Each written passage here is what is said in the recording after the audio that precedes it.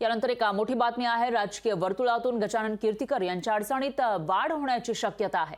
गजानन कीर्तिकर यांच्यावर मुख्यमंत्री शिंदे नाराज असल्याची माहिती आहे। तर 4 जून नंतर कीर्तिकर यांच्यावर कारवाई होण्याची शक्यता आहे। पक्षविरोधी कारवायांमुळे कीर्तिकर यांच्यावर कारवाई होणार असल्याची माहिती सूत्रांनी दिली आहे। तर लोकसभा निवडणुकीत पक्षाविरोधात काम केल्याचा आरोप त्यांच्यावर करण्यात आला आहे। गजानन कीर्तिकर जे खासदार आहेत, मागच्या निवडणुकीमध्ये ते निवडून आलेले होते, पण ज्या काही घडामोडी राज्यामध्ये घडल्या त्याच्यामध्ये ते शिंदेंच्या शिवसेनेमध्ये गेले। तर त्यांचे पुत्र अमोल कीर्तिकर हे मात्र ठाकरेंच्या शिवसेनेत राहिले। यावेळेला गजानन कीर्तिकर यांना उमेदवारी दिली गेली नाही, पण अमोल कीर्तिकर ज्यांना ठाकरेंच्या शिवसेनेकडून उमेदवारी मिळाली होती त्यांच्यासाठी गजानन कीर्तिकर यांनी काम केल्याचा आरोप केला जातो। आणि याच पार्श्वभूमीवर आता गजानन कीर्तिकर यांच्या अडचणी वाढण्याची शक्यता वर्तवली जाते। आणि 4 जून जेव्हा रिझल्ट आहे त्याच्यानंतर लोकसभेच्या निकालानंतर त्यांच्यावर कारवाई होणार असल्याची माहिती सूत्रांनी दिली आहे।